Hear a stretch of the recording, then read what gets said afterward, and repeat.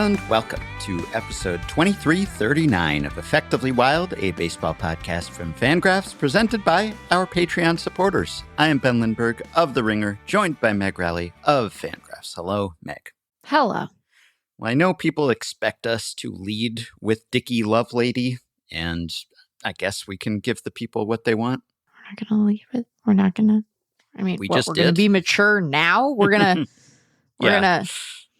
Ben. Look, I'm happy. Dicky.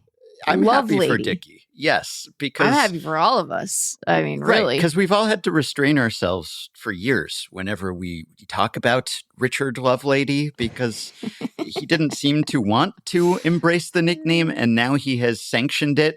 Yeah. He is signed by the Mets on a major league deal, and he has embraced Dicky. The thing is, though, that Richard is still his official baseball name. He still wants to be called Richard in any formal sense. On the scoreboard, he's going to be Richard. In print, he's going to be Richard. On television, he's going to be Richard. Possibly on podcasts, he prefers Richard. I'm not sure. But he has said that his nickname in person is Dicky. If you just run into him on the street or his family calls him Dicky. And so there's still kind of a Richard Dicky divide here. He's not fully embracing the Dicky, but I guess it's enough that we can feel comfortable or more comfortable calling him that. Excuse me. It was enough that it was in the official press release from the New York Mets, his new employer. Are you telling me? Are you telling me that I have to issue a correction on a previous post that he is, in fact, just as much of a coward as Richard Fitz? First of all, nothing has ever rung more true to me than learning that his family calls him Dicky. And I feel bad now, Ben, because that piece of information suggests to me that he has been pushing back, resisting some Dicky moniker his entire life, maybe, right? I'm sure. This is a man, he is Sisyphus, and the hilarious burden of his own name is the rock. He is the boulder. He has been pushing up and up and up, and yet it rolls back down to crush him again and again. Why would they put it in the press release if it's not going to be on the scoreboard? Yeah, well, it was kind of confusing because Anthony DiComo, who covers the Mets for MLB.com, he did tweet that new Mets reliever Richard Lovelady has requested to go by his nickname Dicky, and so it will be Dicky Lovelady, but then also said that for posterity, he will continue to be referred to as Richard in print on the scoreboard, etc., but he wants his teammates, fans, staffers, etc. to call him Dicky. So there is still some reservation, it sounds like, in some places, potentially. For posterity. Is he a junior and we just don't know it? Oh, I don't know. Why? I asked that because, for posterity, Dicky, be a legend. What are you talking about? Look, I'm not here to tell you that Dicky Lovelady, Ben, the world is full of such profound terror right now. And I got to tell you, Dicky Lovelady, that saved my entire day yesterday. But here's what I was going to say, though. So, am I here to tell you that, Richard Lovelady is a great major leaguer? I'm not here to tell you that. Let's set his inning and 2/3 this year for Toronto aside. He has a career ERA just a skosh under 5. He has a 4.25 career FIP over 99 innings. Again, I don't want to insult all the time and effort and work that he has put in. He just signed a big league contract, right? He is clearly a man in demand, So I'm not trying to denigrate the great Dicky Lovelady, but I am here to say that if what Dicky Lovelady wants is to be remembered, right? If he is concerned with questions of posterity, Sir, your name is the most remarkable and memorable thing about you. I'm sorry. It just is. I didn't make these rules in much the same way that I, standing there, with you, a babe in arms, with everyone overcome with joy and love on the occasion of your birth. I wasn't the one to say, definitely name him Richard, though. You know how our last name is Lovelady? It'll be fine. Yeah. It won't torment him his entire life. It will not be a thing that is relentlessly remarked upon as he is in middle school. It will not make people giggle around him in a professional context for his days. Long may they be. I didn't do this, okay? I am just reacting rationally to stimulus, and the stimulus in front of me is a human man named Dicky Lovelady. Yes. Ben. Yeah. Dicky, yes. Dicky, Lovelady. I was sitting in the Newark airport yesterday. I was waiting to come home. I was back east for a wedding this weekend. I'm waiting to come home. It's hot, as you know. Yes, you brought the heat with you from the west to the east. Hotter in the Northeast right now than it is in Arizona when you think about the real feel. And we don't do the humidity famously. Miserable. And Newark has had its issues as an airport of late. These are mild in comparison to the prior concerns. But the air conditioning in the Newark airport, not quite up to the task. It just wasn't, it didn't have it. Delays, weather, da-da-da-da. I'm tired. I'm ready to be at home. I'm ready to be in a place where the air conditioning works. And I open up my phone. And again, mostly when I look at it, horror. Just full of various magnitudes. Some silly, many dumb and quite cruel. And then, Ben, there it is. Dicky Lovelady. Yes. An oasis in the news. An oasis. A cooling bomb. Yeah. Yes. In the heat of our hell moment. And I'm telling you, I need these guys to get together as a group. You're Dicky Loveladies. You're Richard Fitz. I just need them all to come together and say, we know the jokes that are being made. In an earlier phase of our lives, those jokes were hurtful to us because we were not yet big leaguers. But now we are big leaguers. We are at the pinnacle of our profession. We've made it.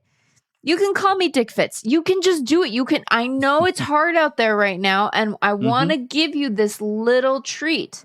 Now I'm setting up a whole other joke about Dick Fitz and a little treat. I'm going to let it lay there, and I'm going to let everybody have their fun with it. But Ben, why didn't they give him number 69? Do you know how many jerseys the New York Mets would sell if they had given Dicky Lovelady number 69 and had put Lovelady 69 on a jersey? And then you could have Mr. and Mrs. Met holding it, and we could just write our own little stories. They don't have to assert a narrative of their own. We could do it. We can provide that. Yeah, in honor of the late Mets legend Seymour Wiener, just own it, really. Dick Pole blazed the trail for all Richards who came after him in MLB. And Richard Lovelady, Dicky Lovelady, he is a junior, I guess. His father is named Richard, and so his family also calls Dicky Tyler sometimes to differentiate him from his father. So his father, I guess, also has gone by Richard. And so it's kind of a family legacy sort of situation here. But really, look, I'm sure that he has been tormented at times by kids who are mean and will seize on any weakness. But the thing is, if you turn that weakness into a strength, if you own it, then you take that away from your potential tormentors. They do not have that ammunition. They are disarmed because you have embraced it. You have at least pretended and feigned that it doesn't bother you. And then they know that they can't bother you with that anymore. And therefore, I think that is the advice that Dicky should follow here. And I guess now more or less he is. The distinction, maybe he wouldn't want his FanGraphs page to call him Dicky. I guess he would want his, I don't know. He wants the official designations to continue to be Richard, but I think he'd be okay with being referred to as Dicky unaffectably well. It's like Dicky in the sheets, Richard in the streets sort of situation, except that I guess he's also Dicky in the streets sometimes, depending on who's addressing him in those streets. We all have moods, Yeah. I find it interesting. What a fascinating little detail you've provided me. Our listeners are like, I can't believe anyone gave Meg this little present. So if his family sometimes refers to him as Tyler, right? You said Tyler? Because that's his middle name. Yeah. He has been waiting for the opportunity, actually, to be called Dicky pretty much his whole career, because there are a lot of ball players who go by their middle name, and that'll be what's on their player page on the big board in the ballpark. He could have just been Tyler Lovelady, and maybe he didn't want to do that because maybe he thought Tyler Lovelady also sort of lends itself to a joke. But here's the thing. Your last name's Lovelady. Nothing to be done about that part. You just got to roll with that piece of this. Yeah. If he didn't want us to know him as some variation of Dick, and have that be in proximity to Lovelady, he would have just gone by Tyler. Or maybe he didn't think about it. And then maybe he thought, oh, I've waited too long. Now it's out there. It is, as you would say, a load-bearing Lovelady. The Lovelady is really carrying a lot of weight there, regardless of the first name. When that's your surname, it's going to be notable one way or another. But the fact that he was named Richard also is just a gift to the world that I guess we can finally unwrap with fewer reservations, at least, than we had previously. And perhaps, as we've said, the posterity thing really is the key to unraveling the whole psychology here, because, since he is a junior, I don't know about his relationship with his father, but presumably it's meaningful to him that his name, which is also his father's name, is recorded faithfully in the annals of baseball history. And I don't want to take that away from someone just for a joke. Yeah. But he made a decision, as you said, to let us make the joke in a way that we feel better about. Dicky. Well, Richard fits your move. Not a lot of Dickies. Yeah, not a lot of Dickies. And I have also been captivated by another name development elsewhere in the NL East, which is that there are multiple major leaguers named Otto now. Oh. And I mean first name Otto, not counting Glenn Otto. There's an Otto Kemp for the Phillies, and there's an Otto Lopez for the Marlins.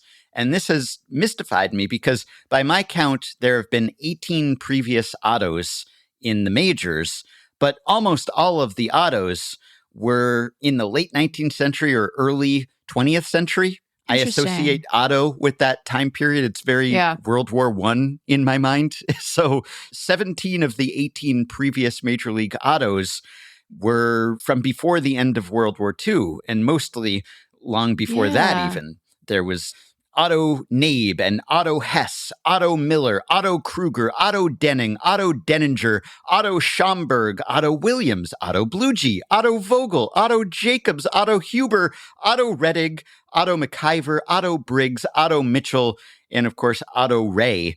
And then there was a long Otto drought. There was an Otto interlude until Otto Velez, who played from 1973 to 83. And his given name was Otaniel, but he went by Otto. And that was the last Otto for about 40 years in the big leagues. We went without Ottos for that long. And suddenly we have two Ottos at once in the same division, no less. An Otto resurgence. It's an Otto-sance, and it has flabbergasted me. And I was looking at the baby name data from the Social Security Administration, which goes back to 1880. And during that period, at least, Otto peaked as a given name in the United States in 1889. That was peak Otto, which is why there was a wave of Ottos in the early 20th century in the majors. And Otto has fallen out of favor for quite some time, and in fact did not make the top 1,000 male baby names from 1974, which was about when Otto Velez showed up, through 2011. And then it finally cracked the top 1,000 again. And Otto now in 2024 was the 274th most popular male name, which is not super popular, but is like peak Otto since the 1920s. So Otto has come back in a big way. It's as popular as it's been in about a century. And so this may be just the vanguard of an Otto resurgence that we may be seeing in the majors for decades to come. And, I kind of like it when an old name comes back into vogue, or at least it's a little less of an outlier, an Otto outlier. Is that something? No, but we need to workshop it. But I like it when a name that I associate with a previous era comes back and is reclaimed by a new generation. So we'll see if my daughter is a classmate of any Ottos. Not yet, but I will be keeping an eye out. An Otto out. An Otto. So yeah. I wonder if the decline in popularity is a result of the fact that Otto, do you think that you can differentiate in the way you say the word auto, like an automobile or an automatic? Do you think that there's like the fact that we don't call cars autos anymore so much that maybe there's a permission structure for Otto to return as a person name? I can't account for it coming back because I worry that all of the Ottos are defined by the fact that it sounds like other things. It sounds like you're saying automatic, auto, like auto. Yeah. Now it doesn't mean anything, I've said it out loud so many times it doesn't mean even one thing. It's not a nickname for Otto Kemp or Otto Lopez. It is their given name. For some of the old-timey Ottos, it was a middle name. But, right. These are the genuine articles or articles. We're trying to make this into something, and it's not really working. I think "we" is a little strong. Just if I were, I'm still back on Dicky. Dicky. Okay, so that's the name news for today. Here's an update on Denzel Clarke, an offense-defense update, because he is testing the extremes even more than the last time we talked about him. Because last time we mused about, how extreme could the offense-defense divide be for him to remain playable? And he's really testing the limits, because through 87 plate appearances as we record here on Tuesday, my man has a 28 WRC plus. That's amazing. He's batting 190, 218, 250, and he has struck out in about 45% of his plate appearances. Wow. Which for almost anyone else, you'd say unplayable. Unplayable.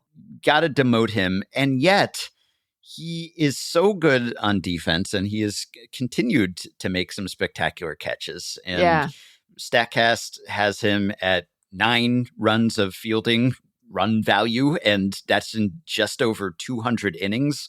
Wow. And so he's 7th on the StatCast fielding run value leaderboard, and everyone else above him, with the exception of a couple catchers, has had 3 times as many innings, at least, like all of the non-catcher position players. And even the couple of catchers ahead of him, Patrick Bailey and Alejandro Kirk, even they have more than doubled his innings total. I mean, he is 1 run of fielding value behind Pete Crow Armstrong and Julio, and they have almost 700 innings out there. Right. And again, he is barely topped 200. And so he's at 0.6 WAR, according to FanGraphs, in 27 games. That is more than playable. That is very valuable if you extrapolate that.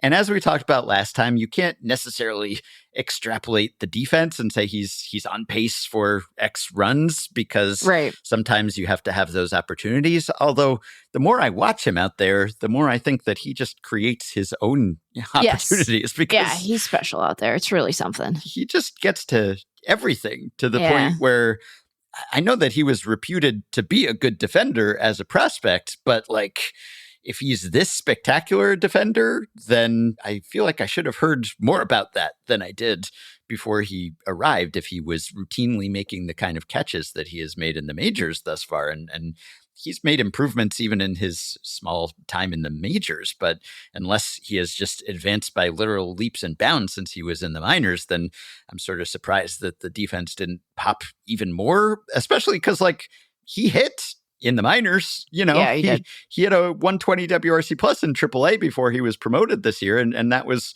pretty much par for the course for him at AA the last couple of years. And so this offensive ineptitude and complete power outage is sort of new, and I guess that's, if you want to be an optimist, you'd hope that the bat will come around. But with anyone else, probably with this rough a start at the plate, you might say, okay, he'd be in the minors. Yeah, he'd be back, a little more seasoning. But the glove is so good that can he maintain this? Can they keep playing him at this level of offensive ineptitude and let him try to work out the batting in the big leagues because the glove is so advanced? I don't know. And part of it is like, on one level, I'm going to present a land of contrast here. On one level, like, what do they have to lose by letting him try to figure it out in the majors, right? Mm-hmm. I think that whatever early optimism some foolish analysts might have had about the A's, who could say who that is, has largely faded, right? This is a team that has settled into the bottom of the AOS standings. They're 32-48 as we're recording. They're 14 games out of first place, right? So they are probably in a spot where they are not likely to move or go anywhere. So maybe you think the best thing for him to do is to just have to keep figuring it out at the big league level because he doesn't have anything left to do at AAA. He needs the challenge of big league caliber pitching to sort it out.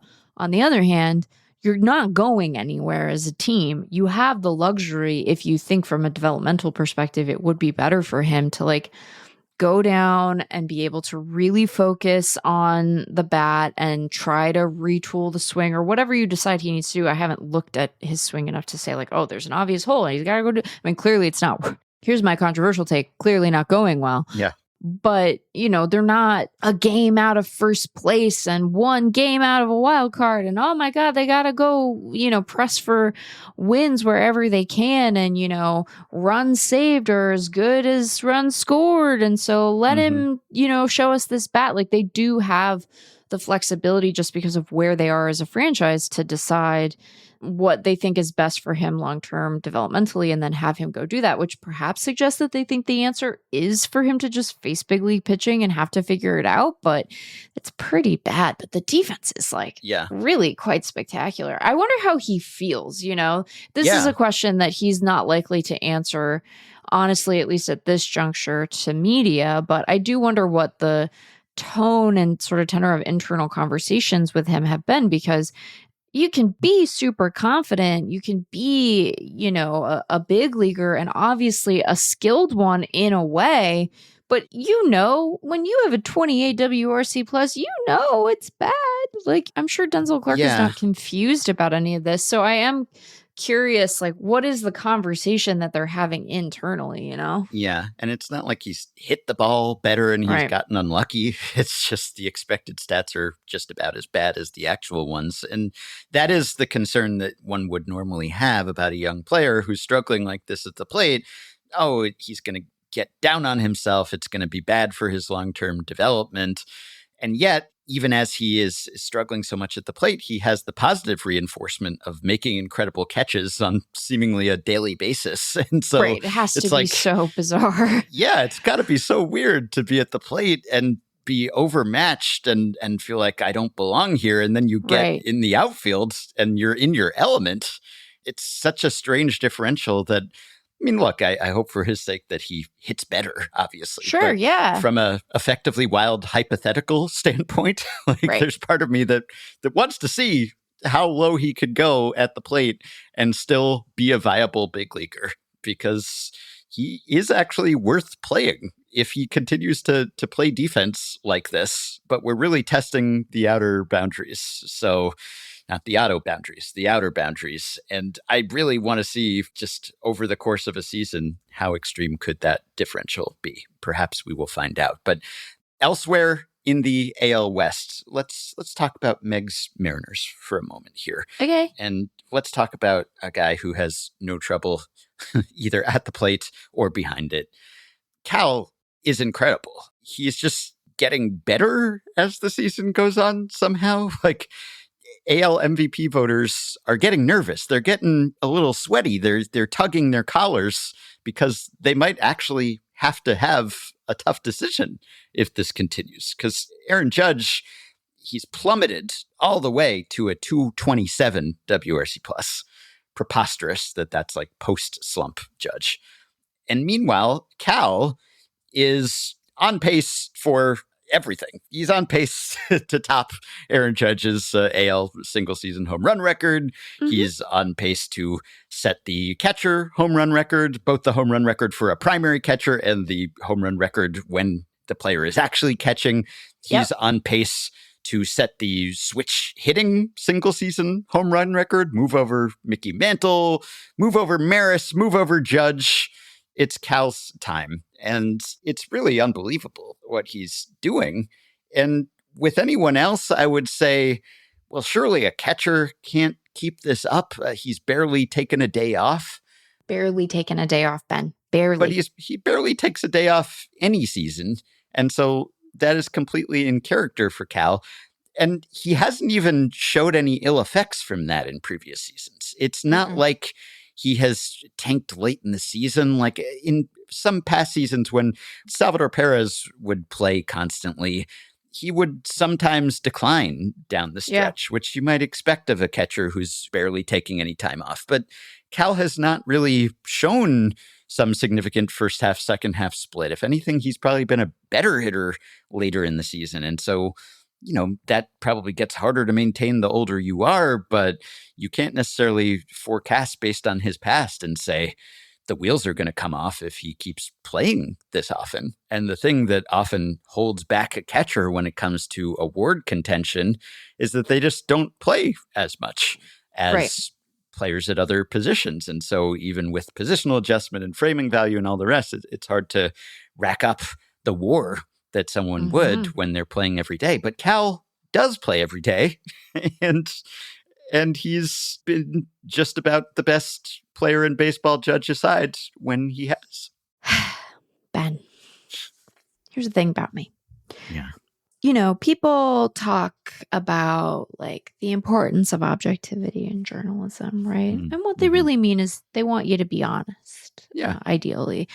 It's not that you don't have biases. We're chock full of them. You want to acknowledge your biases. You want to be able to make a dispassionate assessment of the facts as they are presented to you. And I have confidence in people doing that. In fact, I tend to think that when you are wrestling with that responsibility, that your chances of providing to those who might read or listen to you an objective analysis are actually better than someone who claims a completely dispassionate, unbiased view of the world. So you have blind spots.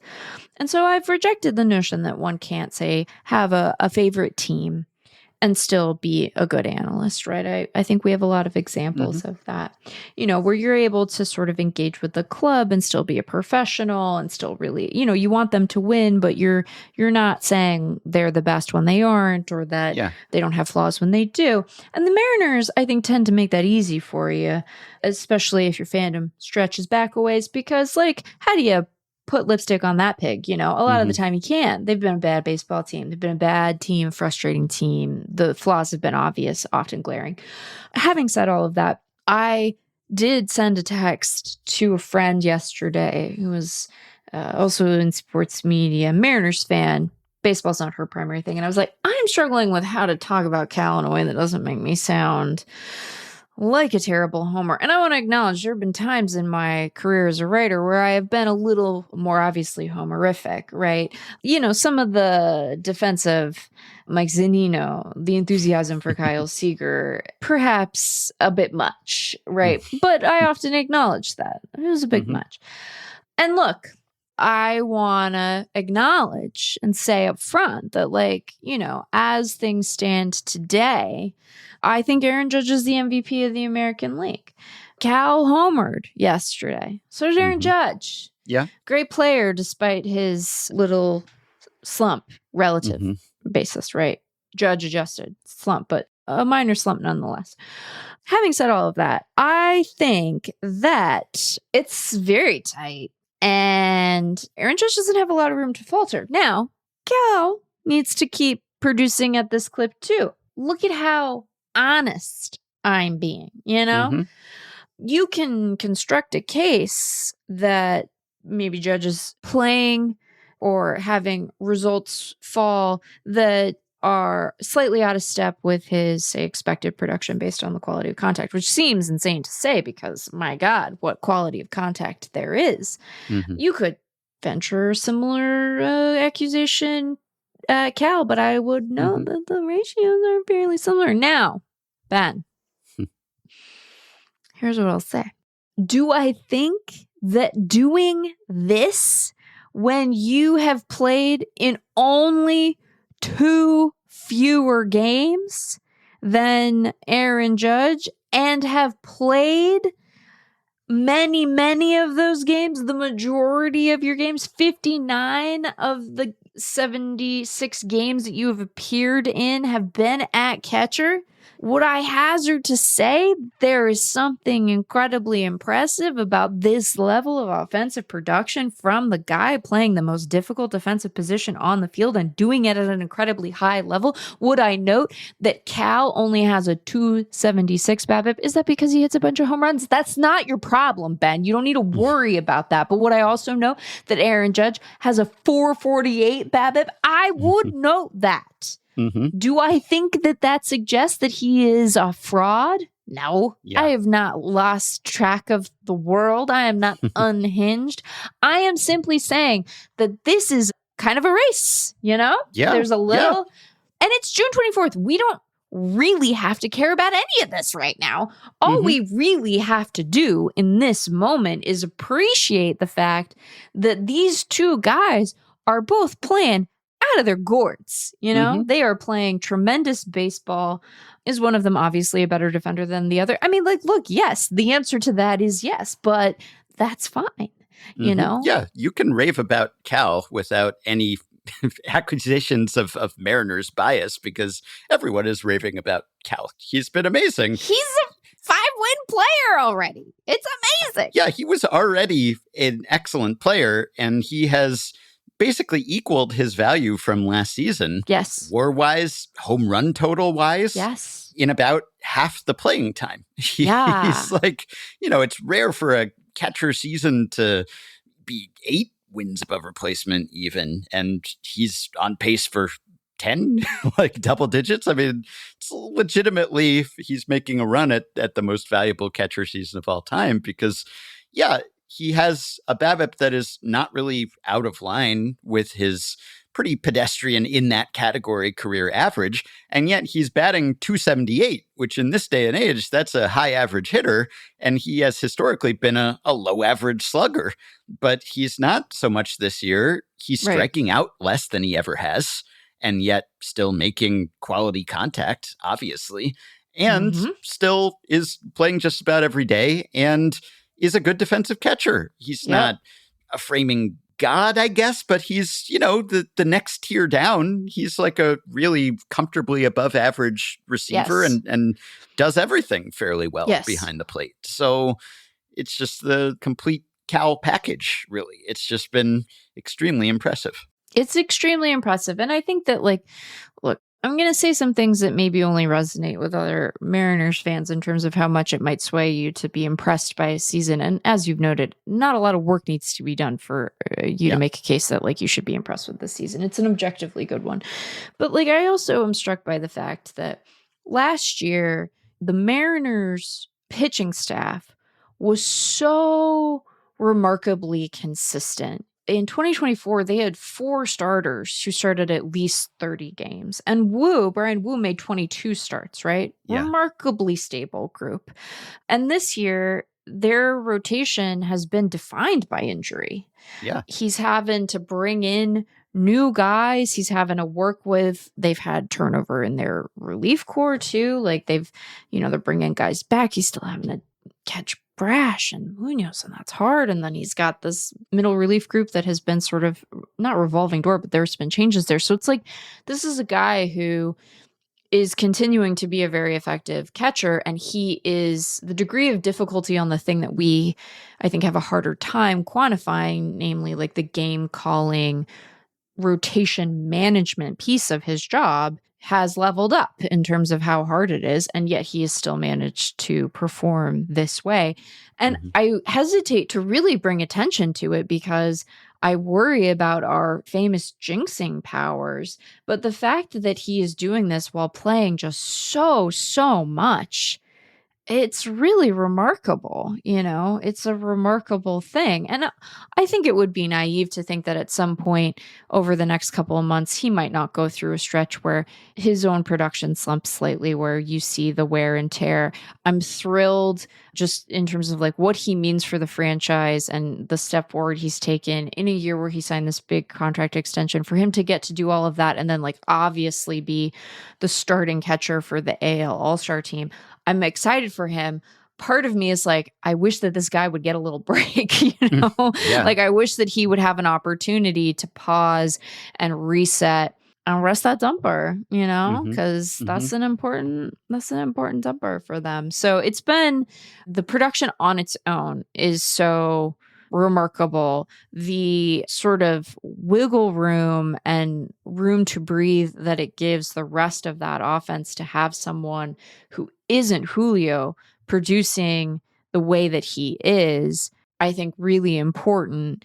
So it's just the biggest need that this team had in the offseason last year, probably a year from now, is consistent offensive production. To get that from a guy who is also a plus contributor on defense at such an important position, who clearly has the respect and sort of a good relationship with the rest of the staff. Like, it's a very special thing. And I'm not such a homer that I can't say that like Judge has been to this point in the season better, but again, like he's got to keep pace. And I'll put it in those terms because I don't want anything bad to happen to Aaron Judge. Do you think Maris would like be around if we're getting into?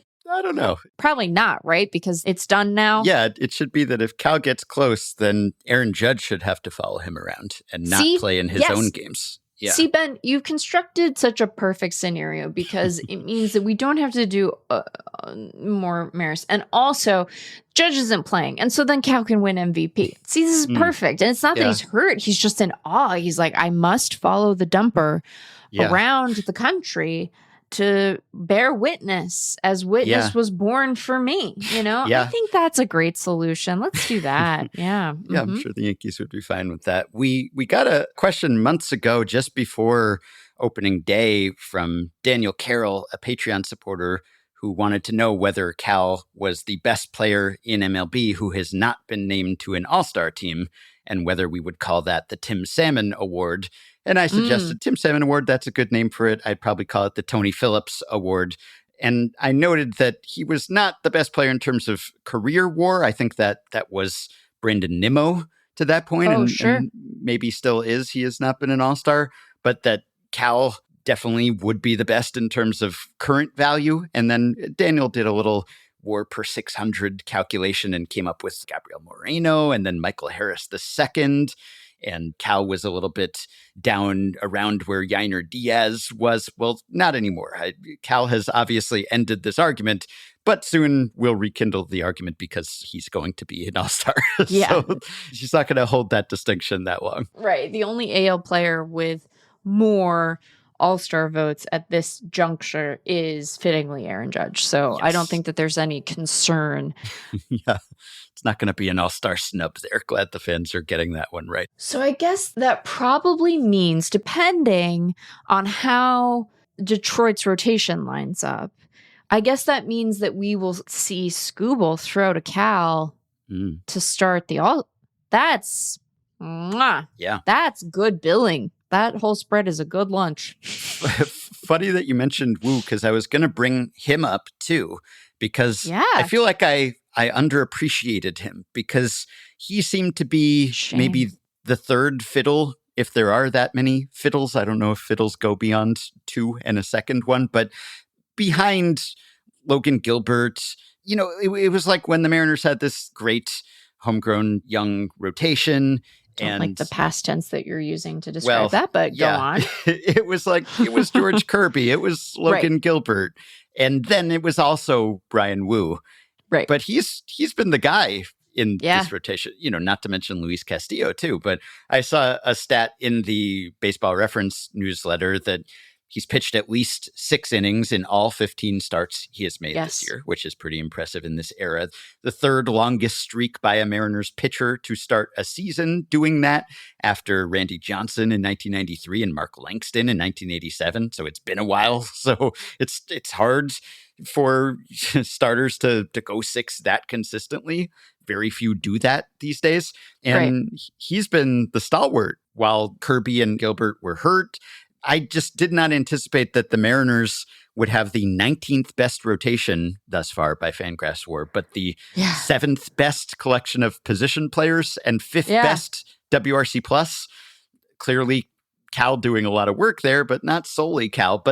And now it's, I guess, more or less at full strength, but it has been shorthanded. And those guys who I thought of as really the marquee young Mariners starters have not been at their best this season, or have not been available, or both. And yet there's been Bryan Woo just consistently quality starting.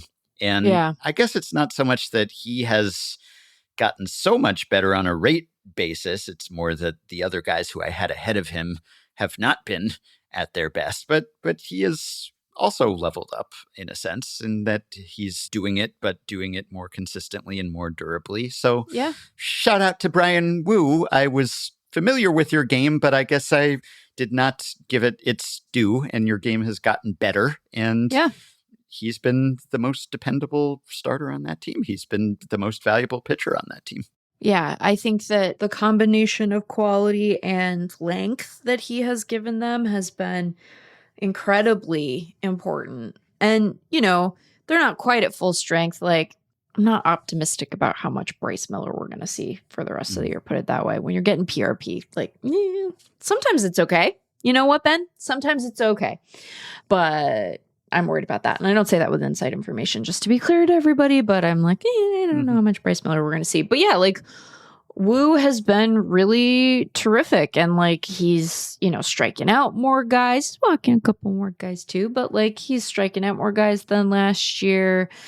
Fastball velo looks solid, and he's going out there every 5. He's been available. The other person, while we're on the subject of the Mariners, I want to say, we talked about this within the context of other guys, but is he the best pitcher on the staff? No. Has he generated positive WAR by our accounting of it? He has not.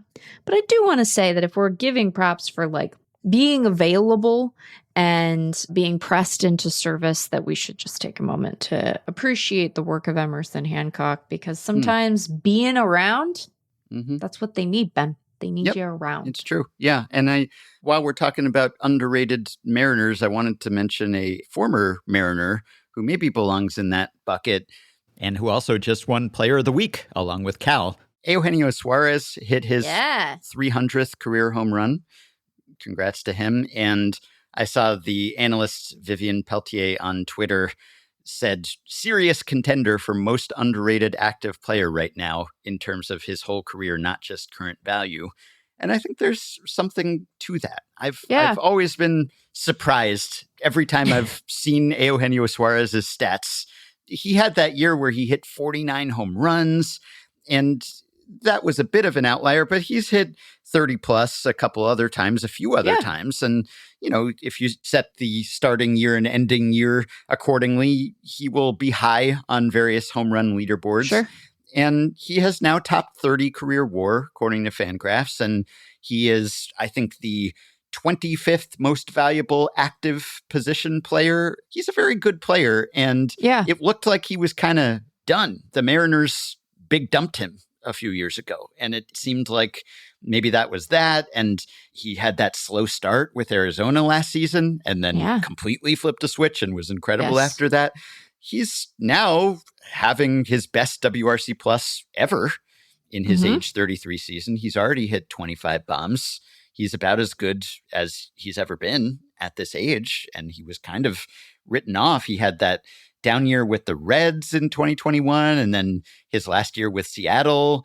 He was like still good defensively, but kind of a league average hitter. And the bat has bounced back. Like, he's a good player, just a really solid player, Eugenio Suárez. I think the thing that has sort of held back the perception of him has been that there is a good bit of streakiness throughout his career, right? Where there have been these long fallow periods for him. I mean, like, he was in danger of just being released by the Diamondbacks last year before injuries sort of necessitated them keeping him. And then he, went on this incredible tear in the second half along with the rest of their offense. And, he is, even this season, has, long stretches where he won't necessarily hit super great, but he is fairly consistent in terms of his ability to actualize power. And so when he can combine like better contact with that, you get a month like he's had in June where he has like a 199 WRC plus. But there are stretches where it just like, it doesn't seem to happen for him. Yeah. And it can be very frustrating.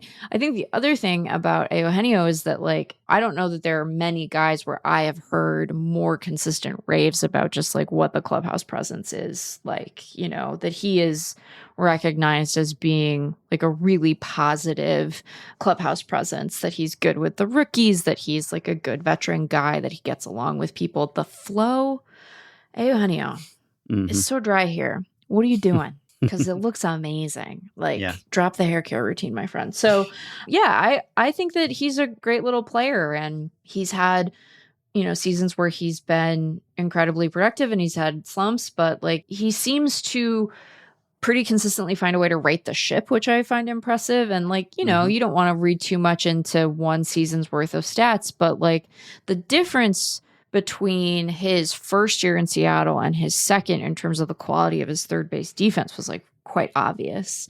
And, for a guy to do that at 31 is saying something. So yeah, like I think he is definitely underappreciated in his own time. I wonder, the Diamondbacks injury situation is just so catastrophic that, and Suárez got plunked yesterday, right? Yes. Yep. He's day to day, unlike Corbin Carroll, who's out for a while with a broken wrist chip. Yeah, wrist chip. So, okay, well, we'll get to that in a second. Because like wrist chip, I'm like, do they have to go in there and like go get it? Like the chip does it go? Anyway, bones. But, depending on the severity of Suárez's injury, and I know Naylor got dinged up in that game yesterday too. Like, I know that the Diamondbacks are only 2.5 games out of the last wild card spot, but, Carroll is going to be out for, you have to imagine, at least a couple of weeks. And then what is that swing going to look like when he comes back? Like, it's not hard to imagine him being able to play again, but being compromised on the back half of that. And Gabriel Moreno finally went on the IL. That took a long time, which is weird. Like, he got plunked in this nightmare game against the Reds that ended up getting delayed, and they had to finish it later because of storms, and like a foul tip took a bad bounce, but he only just went on the injured list. Like, and we've talked a lot about all of their pitching injuries. So I wonder if that's all preamble to me wondering if, a month from now, is Eugenio Suárez going to be wearing a different uniform than he's wearing, because he seems like an obvious trade piece, especially since he's a free agent after this season. So it's so funny. It's like, can we take Eugenio Suárez's bat and like graft it onto Ben Williamson's defense, and he could just go back to Seattle? Yeah, sure. It's called a chip fracture, by the way, also known as an avulsion fracture. An avulsion fracture. A piece of the bone. It's not like a free floating. It's not like a... Okay. It's not like he has a rock in there, No, it's like a piece of the bone gets pulled away from the main bone, but it's still connected. It's not a loose body in there like a bone chip. Yeah. Yeah, you don't want any loose bones. That seems like your bones should be pretty firmly fixed. I've always said that, Cal has 9 stolen bases, by the way. Career high for him. Amazing. He can do it all. He can do it all. And there are times when he gets thrown out, but he's at least, well, there are a lot of ways to be athletic. So, there's that. But like, part of why I love catchers is that catchers demonstrate the variety of athleticism that we can see be really good at baseball. And I think that's so beautiful, right? Like you can have like a sort of binary yes, no, athletic, not athletic sense. And then you watch catchers and you're like, oh no, like, you know, Alejandro Kirk is like a bigger guy, right? But he is incredibly athletic. And you watch the way that like his hips move and the flexibility there, the way he rotates. And you're like, oh, this is a very athletic body, even though it might defy like a stereotypical, you know, he's not built like a wide receiver, right? And then there's Cal, and Cal is like, you know, I think we talk about that Thumper. We talk about that Thumper a lot, as what we should. But like you look at him and you're like, oh, this is like a very athletic guy, and he moves really well for a catcher, and maybe just like moves pretty well, you know? And every time you watch a broadcast, sometimes I will watch Mariners games, but depending on the team they're playing, and if I have a particular affection for the booth of the other team, like I'll watch the other team's broadcast, constantly talking about how, oh, you got to watch out there. He'll run on you. He'll run on you, that Cal. And I'm like, that's right. He will run on you. He'll run that Thumper all around the field.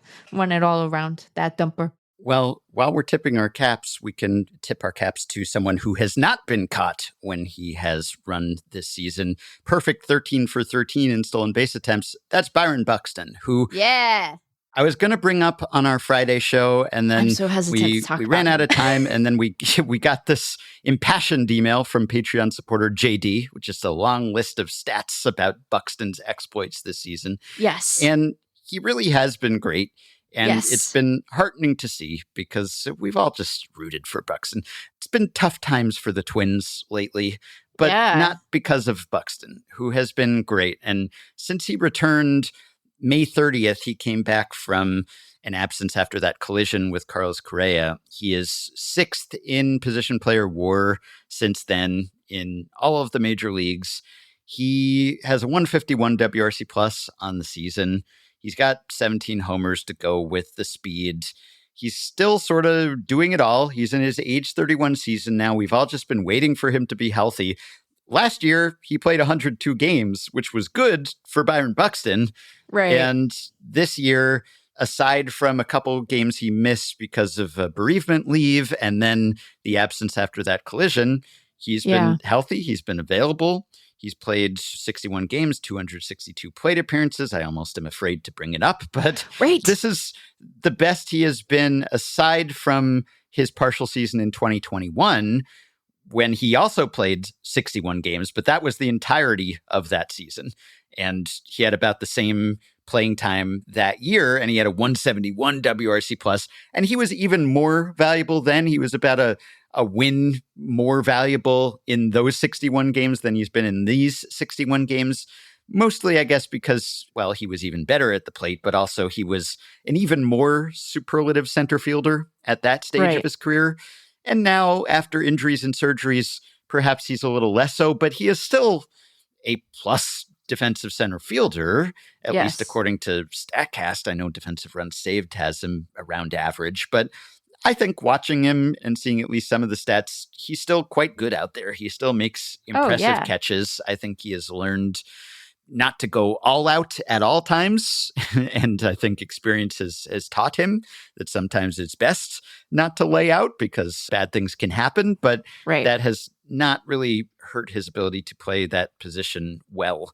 And he has still been a very good hitter. And so this is kind of the Byron Buxton that we've been waiting for. And I guess the key was his most recent knee procedure. He had the plica removed from his knee, which is it's it's a fold in the tissue lining the knee joint, and it can become painful. It can get irritated. And it turned out evidently that he just had improper plica development. There was like a thickening of this tissue from birth, really, that this was not like a congenital thing?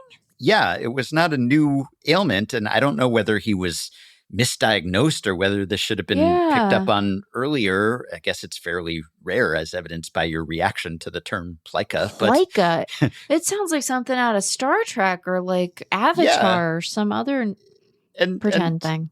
It was like a sharp stabbing pain that he experienced. And so they removed it, and he's been pretty pain-free since then. And so I know when he had that surgery, there was skepticism like, oh, yeah, this is going to be the thing that's finally going to fix the knee. Right. But there were some people who knew what they were talking about who said, no, this could be real. This could help. And it has. And, he's been like a more disciplined hitter. He's been more selective. He's walked more. I'm happy that he is healthy for now, for the first time in a while, maybe for the first time ever? In terms of the Plica. And it's nice. Like, he's playing happy. He's always made me happy when he's playing, but it seems like despite the Twins' failings lately, it's not on Buxton. And he's still it's an elite base runner, percentage base stealer. I'm just pleased that we are finally seeing this version of Buxton, and I hope it can continue. Plica. I've hesitated, I don't want to engage in too much woo here, except Bryan Woo. We can talk about Bryan Woo all day long. Mm-hmm. But you worry so much about the sustainability of his availability. And it feels like bad luck to talk about him. Mm-hmm. So I'm just so thrilled that he has been not only healthy and available and good, just really good. And like, it does go to show that the medical stuff can be kind of a mystery for these guys, even when they have so much scrutiny on their medicals. I mean, particularly for a guy like him, where it's like they've just been trying so hard to keep him healthy and able to be his best player. But Plica. Yeah. So that's fun. Good job, Byron Buxton. Long may he play and remain injury-free. So that's been a highlight of the season so far for me and for Twins fans. Okay, let's talk about a low light, which is noise in ballparks. Jay Jaffe of FanGraphs, he had a post on Blue Sky about this the other day that seemed to resonate with people. And he posted, at the risk of sounding like an old, my word is Yankee Stadium just a nonstop barrage of canned noise. There's a damn bumper between every pitch. This ballpark does not let the game breathe a goddamn bit. And of course, the concessions are bottom tier. Do better. Jay worked up. And a lot of other people worked up about that too. And I've ranted about Yankee Stadium. We both have probably. I mean, we've complained about it in any number of ways. And have gotten very little pushback on that score. If anything, we've gotten pylons. We've gotten people saying, yes, you are right. It stinks. And I complained about it because it's impossible to get into the place. There aren't enough entrances. If it's a high attendance day, you're going to be waiting for a while. There's the security theater. There's these long winding lines. It's really not good from an ingress standpoint. Mm-hmm. It's also just sort of soulless and not distinctive. And it has these signifiers of the old stadium in terms of the facade, but without any of the character. And sometimes character can accumulate over time. Sure. But I don't know that it's going to happen for this place because it's just constructed in such a way, whether it's the moat between the rich people and the less rich people, or it's just the fact that there aren't as many good seats that are close to the action because of all the luxury boxes and everything. That was the great thing growing up, going to the medium Yankee Stadium, not the old one, but the moderately old one, the intermediate Yankee Stadium. The one we know as Old Yankee Stadium. Yeah. It was great. I used to love to sit in the upper deck behind home plate. Such great seats because it was an overhang. It was like close to the field. And so you felt like you were seeing everything, but you were also not as far removed as you are in the new stadium. And it was loud in an organic, fan-driven way. Not that there wasn't some piped-in noise and music and everything, but that place would get loud just from the fan noise. And this place, you can hardly hear the fans because they're just drowned out by this canned noise. And it's not just Yankee Stadium. This is an epidemic across baseball, across all sports, really. It's kind of the basketballization of baseball because in basketball, there's kind of constant noise even during the action. And in baseball, usually, historically, you've let the baseball breathe a bit while they're actually playing. And now, more and more, the sound intrudes onto the actual action where it's just, between pitches, as Jay said, there has to be like a little jingle or some kind of pump up the fans. And it's just hard to go to a game. I don't think it's about being old. I think, if anything, being old, maybe should the noise bother you less because it's harder to hear? I don't know. But I get there's a tradition of, each generation complaining about the loud music of the young whippersnappers and the get off my lawn aspect of it. But does anyone like this? Do even the youngs like this? Is it that we're kind of programming this for a TikTok generation or something? It's like, is the concern that even with the pitch clock, people are just going to zone out in second screen and attention spans will be so short that you have to constantly call their attention back to the field? So Yankee Stadium might be the worst offender in baseball. It's among the worst offenders, but it's not the only offender. I do find Citi Field to be much less egregious in this respect, and also just to be a better place to get into a ballpark and to watch a game and has some actual character, even if it's kind of like, artificially, let's recreate an old-timey feel. It's somewhat successful, whereas Yankee Stadium is not. But this constant barrage of noise, it really does make it difficult to carry on a conversation, to just go to a game and talk to someone, which is the selling point of baseball as a spectator experience. Even in the pitch clock era, there's a lot of downtime and baseball breathes. And that's one of the things we like about it. And you can carry on a conversation and you can just chat with a friend. And it's really difficult because of this just oral assault that we're subjected to. And I just don't think most fans like this. Yeah.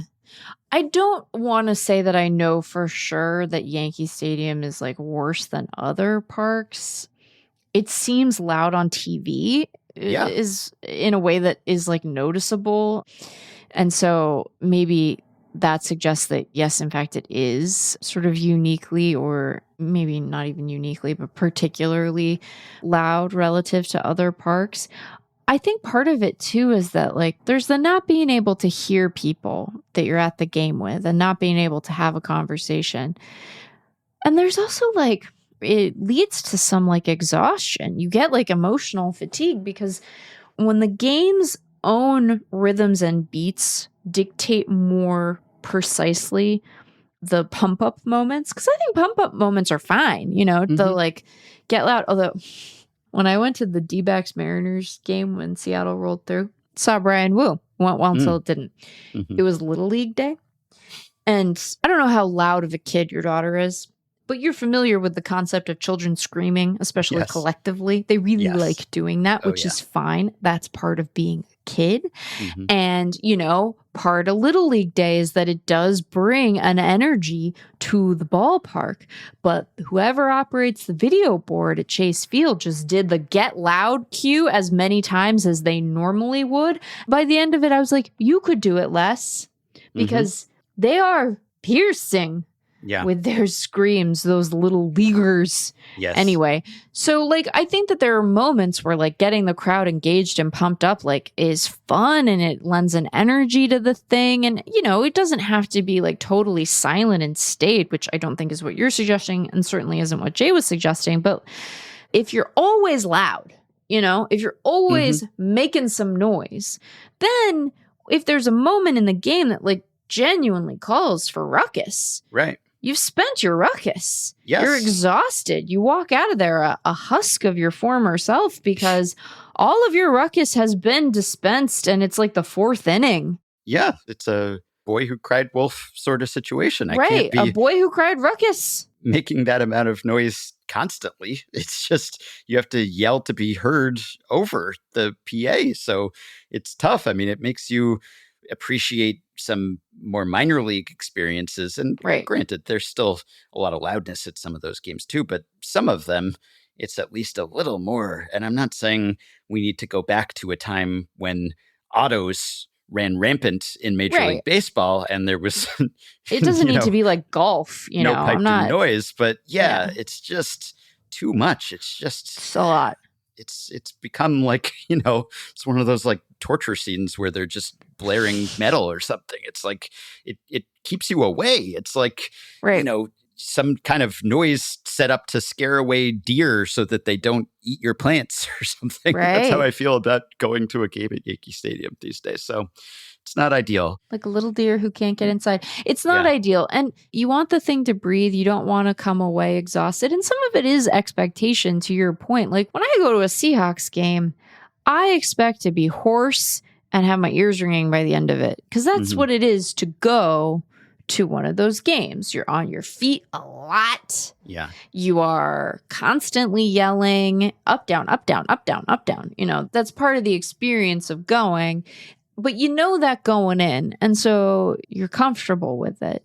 This isn't what it always was for baseball. And, you know, in some places, I've already complained, I think, about Globe Life on this podcast. But I simply must say again that whoever designed the acoustics, I don't support carceral solutions a lot of the time, except for whoever designed the acoustics of that ballpark. Yeah. Because it's not even just that it's loud, although it is so loud. Well, yeah, if it's indoor, if there's a dome, then the reverberations, it's just so it's never loud. ending. Yeah. And it's like just noise. It's not like I'm hearing, you know, whatever horrifying, annoying, overplayed pop country song. Because sometimes you're just like, I beg these boys to listen to anything else. Dear Lord.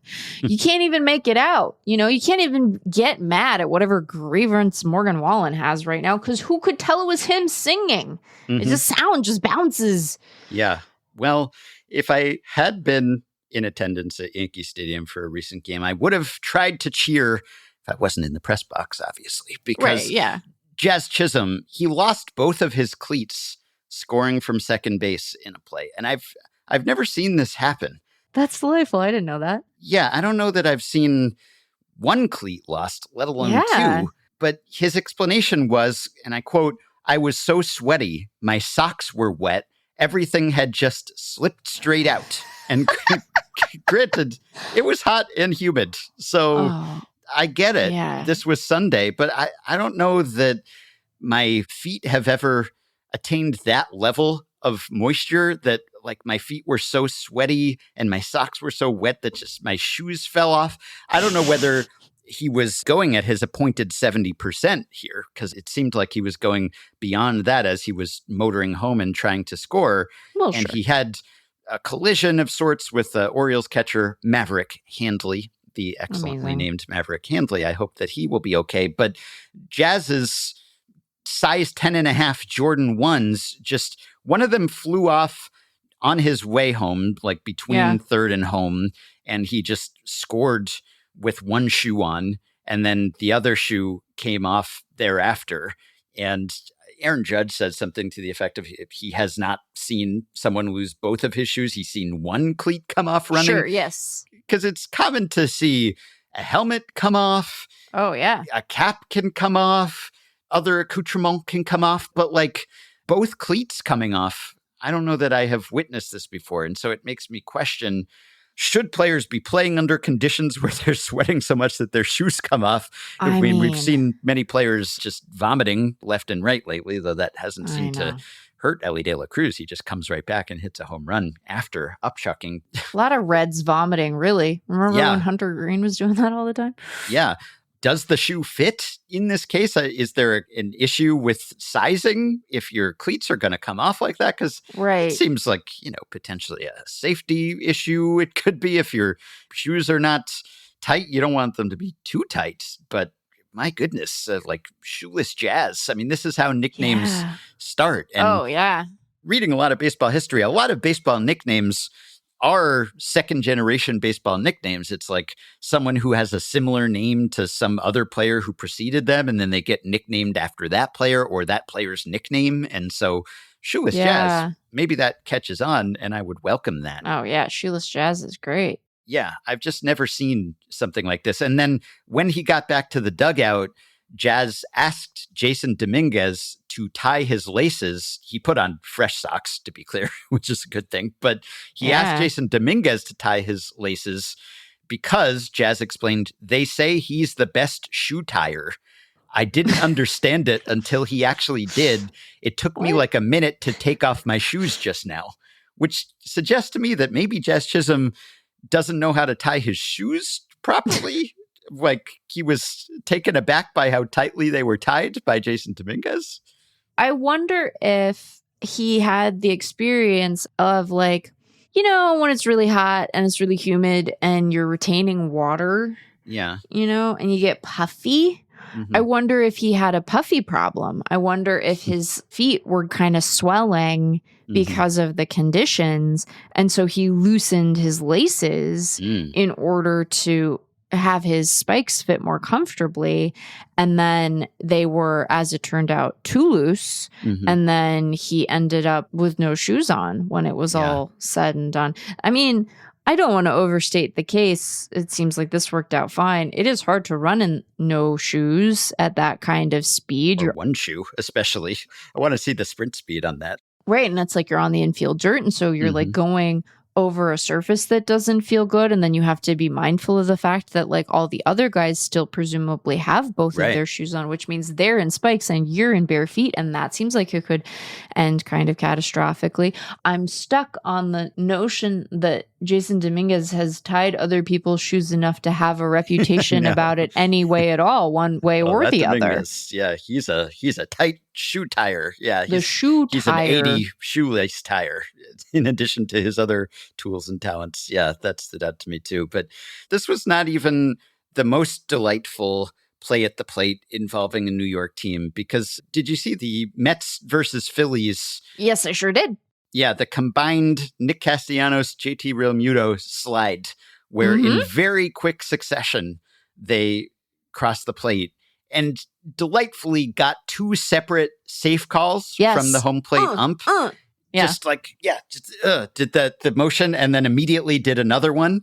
I was trying to, would it have been funnier if the second one, if the trail runner had been out? I think maybe so. Because in terms of the motion of the umpire? Yes, if the umpire had to segue instantly from safe call to out call, and how demoralizing that would be. It was pretty funny, though. It was very funny to see them both come in and then the repeated call.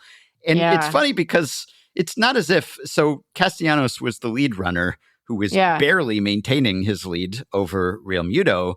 And it's not as if Realmuto is so much faster than Nick Castellanos. On the Phillies sprint speed leaderboard, he is next to Castellanos. He's just above him. So it's not like he's at this stage of his career some great burner exactly. But what happened was Castellanos did not read the play quite as well. And so he held up. And so it was like a bases clearing double. And Bryson Stott hit a ball to left center, and Castellanos held up to make sure it would fall. And Realmuto read it better and saw that it was going to fall. And so he didn't hold up. And so he kind of got to second at roughly the same time that Castellanos was just leaving second. And then Realmuto was hot on his heels, having to restrain himself somewhat so as not to pass Castellanos and have an out result from that. And so they were both sort of synchronized sliding here and then getting the synchronized double safe call. And Realmuto was like grinning the entire time, which was great too. This was really special. And according to StatCast, they crossed the plate 0.31 seconds apart. And so Castellanos went third to home in 3.39 seconds, and Realmuto went third to home in 3.35 seconds.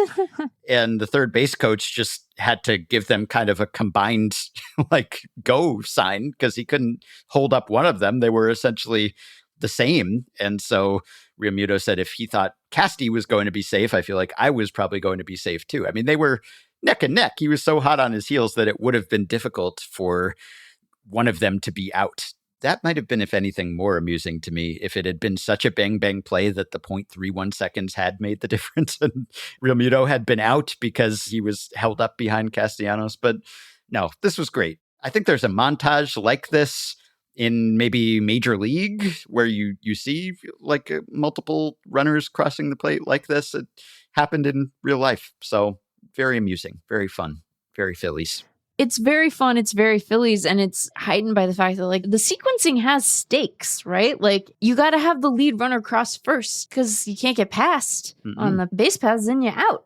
Yep. So I don't know why I said it like that. It just came out that way. It happened. Yeah. I don't know. But yeah, it was delightful. I'm not remembering who said this, so my apologies. But I liked, someone likened it to the umpire looking like he was doing a breaststroke. You know, it was just like boom, boom. Yeah. It was pretty, they were both on their horse, as it were. Yes, it was really fun. I think Bauman said on Blue Sky maybe that it brought back bad Little League memories for him of, I guess, other runners being held up behind him, perhaps. So, maybe it brought some things to the surface for some people, but for me, only amusement. And the catcher on that play for the Mets was Luis Torrens. And of course, Luis Torrens is now the starting catcher for the Mets because Francisco Alvarez has been demoted. He has been sent back down to the minors. And man, we talked about Denzel Clarke and how poorly he's hit while not being demoted to this point. Francisco Alvarez, he's got a 90 WRC plus, which is not so bad for a catcher, but he was sent down because, he's struggled offensively by his standards. Like, he was so good early in his career. It looked like he would just be an absolute star. And then he sort of stagnated offensively. And so they're sending him down sort of to jumpstart him, hopefully get him going behind the plate. And he's been a little shaky defensively too. And the framing, which it was a great surprise to me that in 2023, his first full rookie season, he was an excellent framer and remained a well above average framer last year. And that aspect of his game has fallen apart this year too. So it's kind of a across the board offense, defense. Unlike Denzel Clarke, Francisco Alvarez wasn't really doing anything that well. Not that he'd been horrible. So he's been sent down, and obviously the hope is that he'll be back at some point later this season, and he'll get himself in order and be back to being a big bat and a good defensive contributor. But that was fairly aggressive because it's not like he has been horrific, and he has been an everyday player, and he's been pretty important to the Mets as a young guy and foundation of their future and everything. And so you don't lightly demote a player like that. And I don't think the Mets did lightly demote him. But, there'd been some speculation that maybe a reset, at least, was in order. And hopefully that will help him. Again, this is one where it's like it would be really fascinating to know with candor sort of what the internal conversations are like, because, Davey, I think, made this point when he wrote about it for us, where on the one hand, like, you can appreciate their urgency because they had this bad skid and now they're behind the Phillies and like they've, had their fortunes sort of turn. And so maybe you feel like you have to do something so that he can get an opportunity to reset, but also that you kind of stem the bleeding at the big league level. But also, are your other options really better? I don't know. But I think the idea that a guy who has dealt with injury, had an abbreviated spring training, didn't really have all that long of a rehab assignment, and then gets thrown back in to a high stakes sort of division race might not be at 100%, not because of any, lingering injury, but just because he hasn't had time to like really ramp up the way that you would want him to.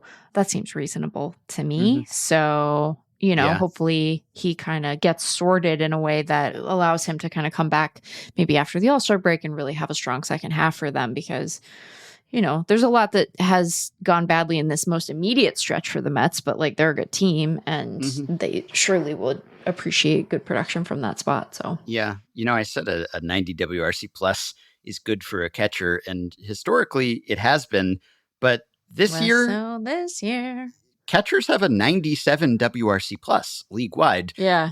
In no small part, thanks to Cal, of course, but it's not just Cal. And 97, that's almost league average for any hitter. And usually you don't see that. And in fact, there have been some weak offensive years from catchers lately because framing has been so prioritized. And yet this year, catchers are really delivering on both sides of the ball. And FanGraphs has positional splits back to 2002. And this would actually be a record mark for catchers over that span. The previous high is 95 in 2012. It has been a while since catchers hit remotely this well. I mean, last year they had a 91 WRC plus. Even that is not bad, historically speaking. But yeah, catchers are really raking this year. Good for catchers. And everything's kind of topsy-turvy, upside down. The premium defensive positions, like last year, shortstops had their best offensive season in that span. Shortstops had a 104 WRC plus last season. And this year they're at 98, which is still pretty good. It's like the traditionally offensively inept positions have really been overperforming offensively lately. There's just been, we've talked a lot about the shortstop talent, but catchers are hitting. Yeah, they're hitting. You know, they're not hitting as good as Cal. Well, no, but yeah, Cal alone does drag that average up quite a bit. He does. He's doing a lot of heavy lifting, both for his team and his position. It's true. But you know what? It's fine for him to do heavy lifting. He's got the Thumper. That's where the strength goes. Okay, last thing. This episode's sign of the Rockies apocalypse, which we haven't had a lot lately because Rockies, they've turned it on too. And they have, haven't they won, I think, as many games since the start of June as they had up to that point? Like they have 9 wins, I think, this month, something like that. Like they've been kind of a respectable baseball team of late. However, playing to type, there was an item in Bob Nightingale's Sunday notes. Take this for what it's worth. But Bob Nightingale did report that Bud Black, recently dismissed manager of the Rockies, and I will quote here, could be rejoining the Rockies just a month after being dismissed as manager after 8 seasons. Black is a strong candidate to replace Steve Foster, who is leaving his position as the Rockies director of pitching to become pitching coach at Texas Tech. Black, a former pitching coach for Mike Scioscia with the Angels, has let friends know he has no interest in retiring and wants to remain in the game. I don't know if this will happen. I don't know how well-sourced Bob Nightingale is with the Rockies organization, but can you imagine, I mean, not beating the allegations here? This would be the most Rockies-coded hiring after a firing that I've ever heard of, because they fire Bud Black, who had just an extremely long leash given the lack of success of his team. And to even consider bringing him back in short order in a different position. And look, he may be better suited to be a pitching coach than he was as a manager. He has been a pitching coach in the past. He was a pitcher. I believe when he was fired, there are no ex-pitcher managers in the majors currently, I believe, which it's always struck me as sort of strange that, you know, there's so many ex-catcher managers, and I understand why, but so few pitchers relative to just how many pitchers there are in general. Yeah. And pitchers, you know, they've historically had to think about things too. They've had to plan, they've had to be tactical. So it does sort of surprise me.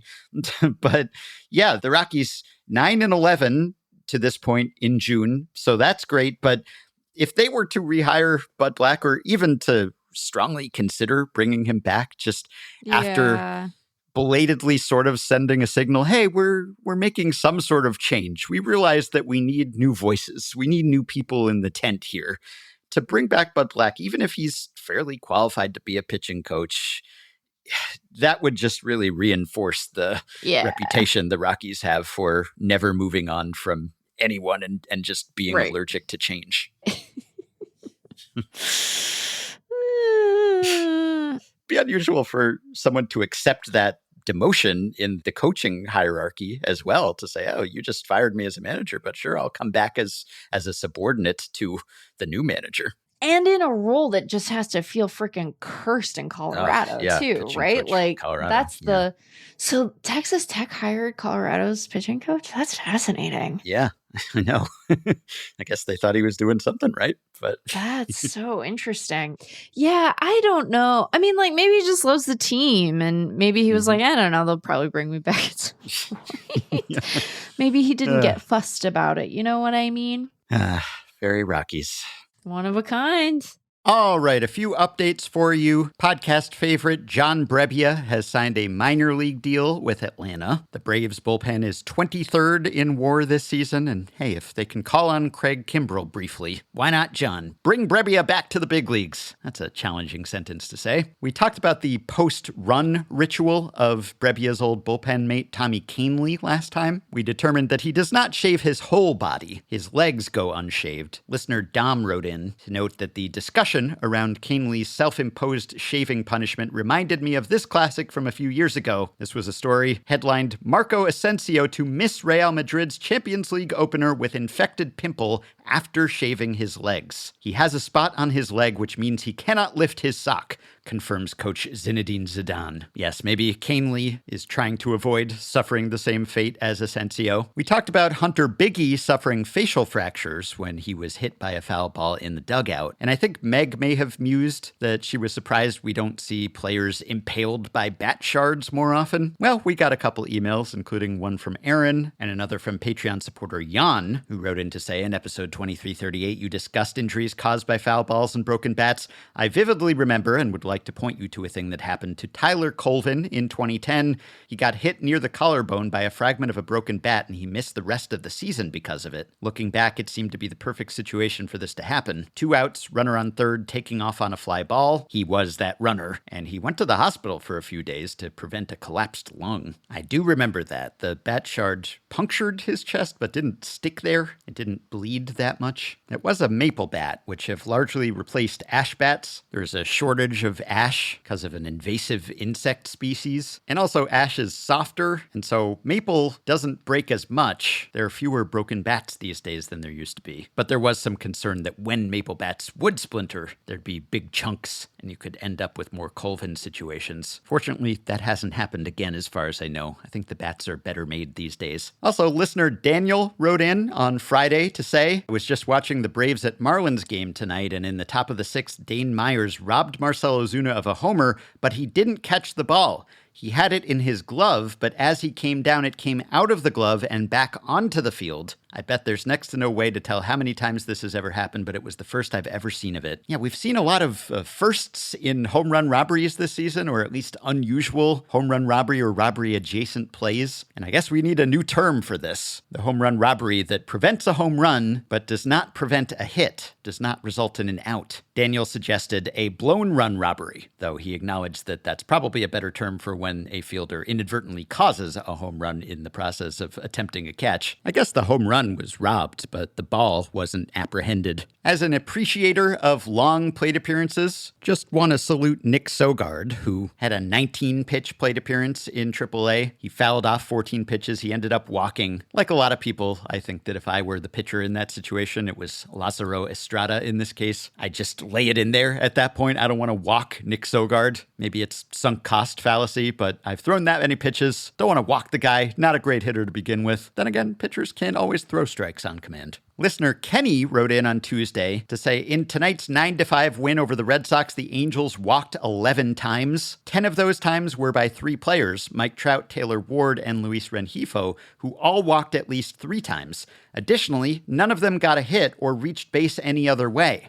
How often has a team had 3 players reach base at least 3 times only via the walk? Well, I stat-headed this one, and there are only 4 previous instances of this happening on record. The last time was May 22nd, 1996, Reds versus Marlins. Eric Davis, Barry Larkin, and Chris Sabo did it for the Reds. June of 1991, the Mariners' Scott Bradley, Alvin Davis, and Harold Reynolds did it. May of 1973, the Reds' Dennis Menke, Joe Morgan, and Tony Perez did it. And September 1939, the Yankees' Babe Dahlgren, Bill Dickey, and Joe DiMaggio did it. So quite a rarity. Well done, Rengifo, Trout, and Ward. Not so well done, Walker Buehler, who started that game for the Red Sox. I should note that the stat head search I did was instances where hitters walked 3 or more times and had the same number of walks as times on base, but I must admit some slight discomfort with the statistic times on base, which counts hits and walks and hit by pitches, but does not count other ways one can be on base. You can reach on an error, uncaught third strike, fielder's choice, obstruction, lots of ways to be on base without getting a time on base, which causes some pedantic discomfort.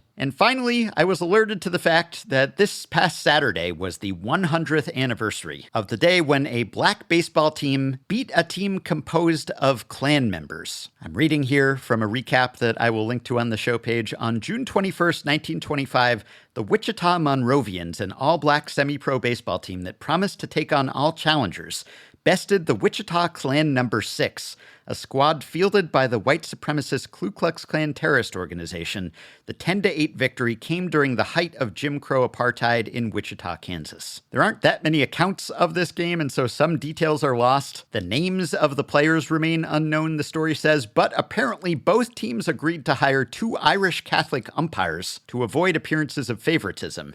In this compromise, the umpires, World War I veterans W.W. Irish Garrity and Dan Dwyer, were white, but as Catholics, they belonged to a religion targeted for hate by the Klan. So I guess that sort of made them a neutral party here, or at least equally against both teams? I don't know. According to the Wichita Beacon, strangleholds, razors, horsewhips, and other violent implements of argument will be barred at the baseball game at Island Park this afternoon. The article also said that umpires have been instructed to rule any player out of the game who tries to bat with a cross. Not sure how serious that account was. But in all seriousness, congrats to the Wichita Monrovians. Baseball history is a very rich text. And you can help us continue to explore that text by supporting the podcast on Patreon, which you can do by going to patreon.com/effectivelywild and signing up to pledge some monthly or yearly amount to help keep the podcast coming, help us stay ad-free, and get yourself access to some perks,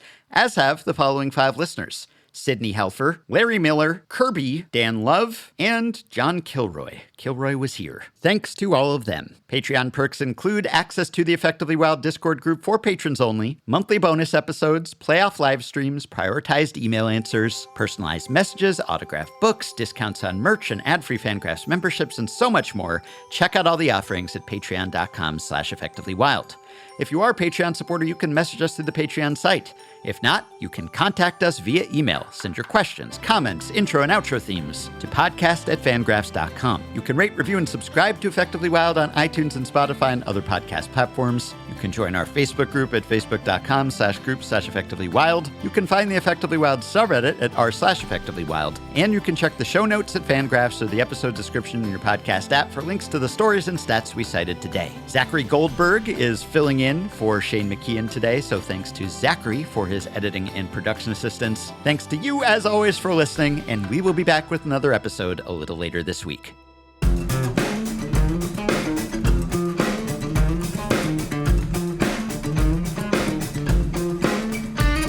If baseball were different, how different would it be? Players growing third arms and infield in a tree. Anything is fair game, even Kike's dirty pants. And maybe if you're lucky, we'll cold call by the chance. You never know precisely where it's gonna go. By definition, effectively wild.